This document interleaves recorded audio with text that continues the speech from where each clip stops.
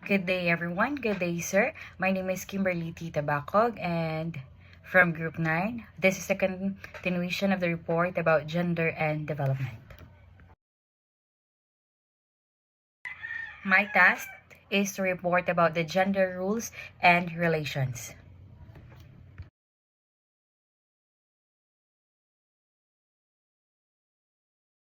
Okay, so let's discuss first about the gender roles. So gender roles, they are socially constructed.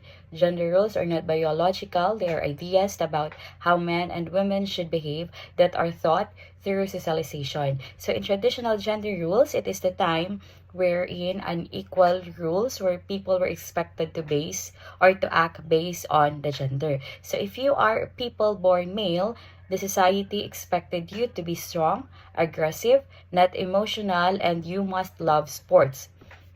While if you are people born female, you are expected by the society to be kind, nurturing, emotional, and domestic, or wherein you are the one who will do the cooking and cleaning.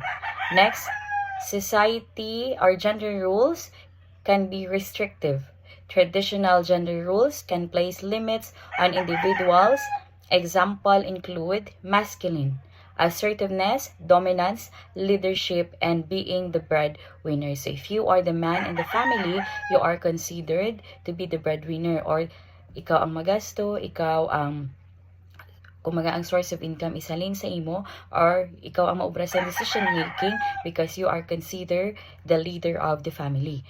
Next is for the feminine, meaning you are nurturing, passivity, cooperation, and caregiving. You are the one, ito nga balkagina, you are supposed to do the domestic, or you are the one who will do the cleaning and the cooking. Next, the gender rules can vary and evolve. So expectation differ between culture and can change within a single society over. So luckily, as times have changed, so have people expectation about gender rules also have changed. So more and more people are free to behave in ways that they are free who they really are. So for example, pink is considered as a masculine color sa una, but just like what the gender rules, it vary and evolve. So sa subong, pink is considered iya ka babae, or for the female, or biskan sino, whether you're a boy or a girl, you can use or you can wear pink color.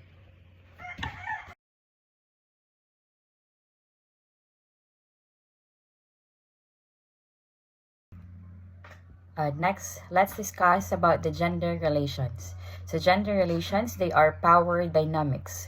Meaning, gender relations involve the social and cultural systems that shape the relationship between men and women, often including power imbalances and inequality. So it refers to how men and women share or compete for power, often resulting in one gender having more control, influence, or advantage than the other. So traditionally, men holds more authority, privilege, or control over resources and decision making.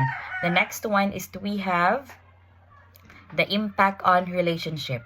So the traditional gender roles can shape dynamics in romantic relationship, influencing who is expected to be assertive and who is expected to be submissive. So in traditional gender roles, it affects romantic relationship by creating expectation about who should lead and who should follow.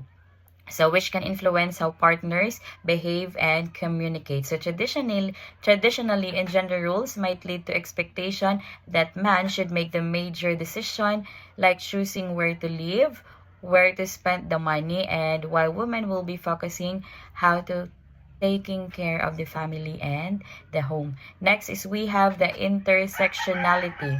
Gender-based inequalities are often compounded by other factors like ethnicity, socioeconomic status, and age notes from the World Health Organization.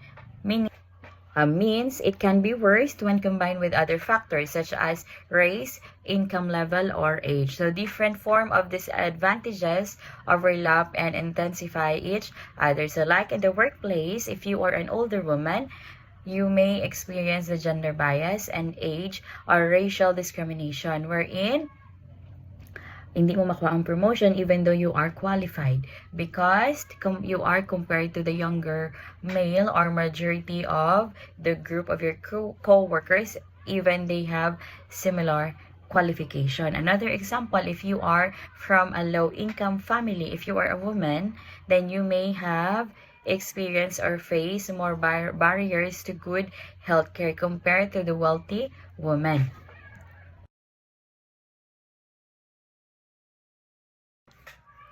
Okay, next we have the GAD programs and policies, or the gender and development programs and policies. So these are the initiatives designed to achieve gender equality and women empowerment through laws, plans, and projects that address gender issues and mainstream gender perspective in development. So this program are made by the government, or it is an organizational effort that promote gender equality by creating laws, plans, and activities that address the gender issues and ensure that both men and women benefit equally from development.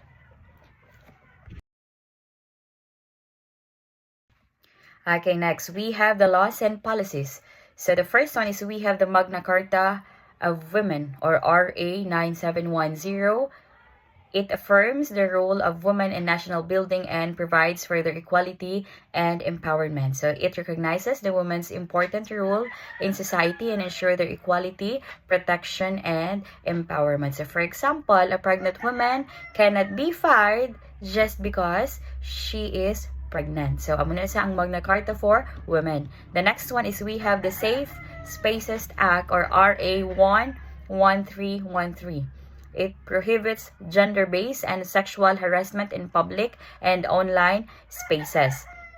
So it ensures that everyone can feel safe in both physical and digital spaces. The next one is we have the Anti-Violence Against Women and Their Children Act, or RA 9262. It protects women and children from violence. So this one, in the Philippine law, that protects women and children from all forms of abuse. It may be physical, emotional, sexual, and economic, committed by the partner or by a family member. The next one is we have Anti-Sexual Harassment Act, RA 7877. It addresses sexual harassment in various environment. It ensures that victims are protected and offenders are disciplined. The next one is we have the 105-day expanded maternity leave law, or RA 11210. It provides for a longer paid maternity leave. So sa amon yung mga DepEd applicant, this one amon nga amon ginahulat ang maternity leave sa isa ka teachers. Okay, the next one is we have the Philippine Plan for Gender Responsive Development. It is an executive order guiding the integration of a gender perspective in national development planning. Let's have the programs and project. So the first one is we have the capacity building. This is a gender sensitivity training, gender analysis workshops, and training on gender responsive planning and budgeting. So this is essential for strengthening the knowledge and skills of staff on gender issues. After the session, it enabled them to integrate gender perspective, leading to the more inclusive and equitable outcomes. So for example, employees are better prepared to design programs that do not discriminate and respond to the needs of all genders. The next one is we have the GAD planning and budgeting. It is developing an annual GAD plan and budget, which is a mandatory requirement for government agencies to ensure that GAD activities are funded and implemented. So this is the government agencies are required to prepare an annual gender and development plan and budget. So through this process, agencies can allocate resources to address the gender issues and annual GAD plan and budget. Also, this is also serves as a tool for monitoring.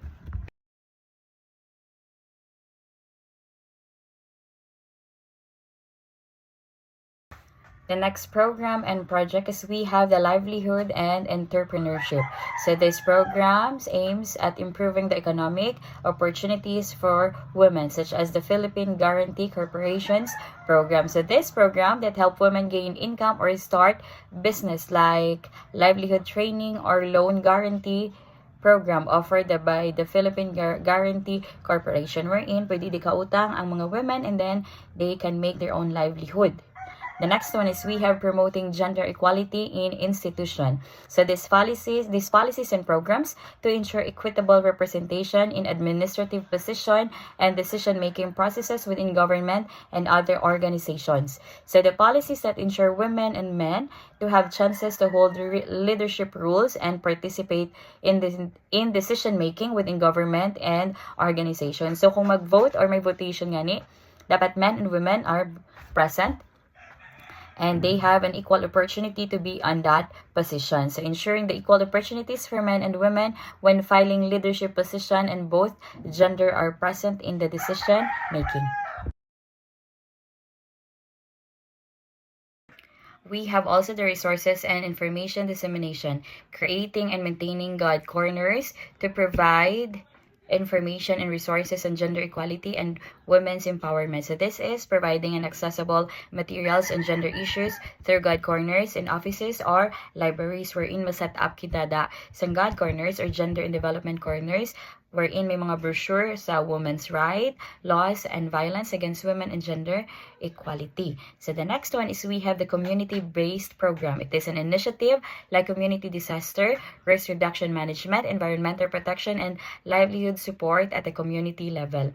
So this is to protect it is a project that support communities through safety, environment, or livelihood initiatives. So this example of it is the barangay conduct disaster preparedness training for the family.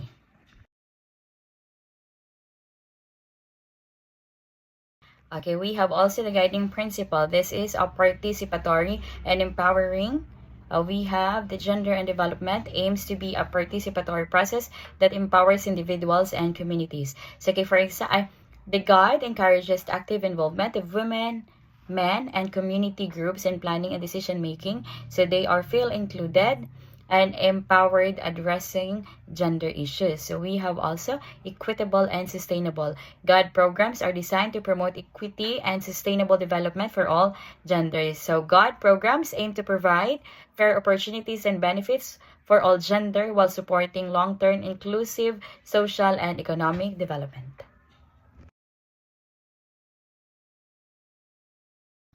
We have the human rights-based gender and development promotes respect for human rights and self-determination.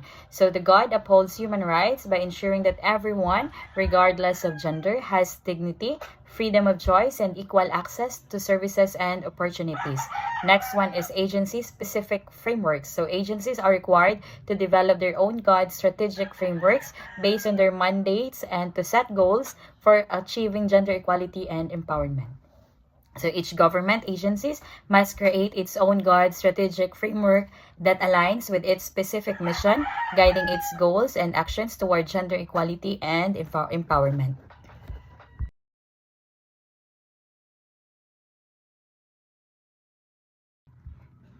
Thank you everyone for listening. Before I end my report, I have a quote here from Muhammad bin. Every life, regardless of background or gender, has an equal value. Thank you for listening. Have a great day.